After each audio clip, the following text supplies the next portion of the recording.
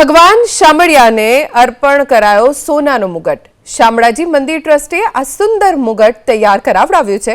ભક્તોએ ભગવાન શામળિયાને જે સુવર્ણ દાન કર્યું તેમાંથી આ મુગટ તૈયાર થયો છે।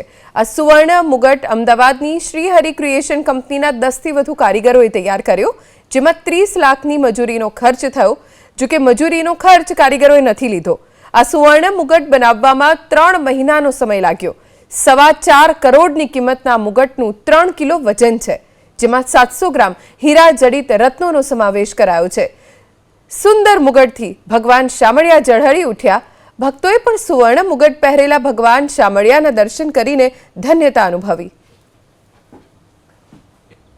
ખૂબ સુંદર મુગટ આજે રામનવમીના પવિત્ર દિવસે આજે શણગાર વખતે પધરાવવામાં આવ્યો છે અને આખું મુગટનું જે કામ કર્યું છે તે અમદાવાદના સ્નેહલભાઈ સોની, શ્રી હરિ ક્રિએશન અને કેબી ઝવેરી, કંચનભાઈના માર્ગદર્શન અને પ્રેરણાથી આ શક્ય બન્યું છે।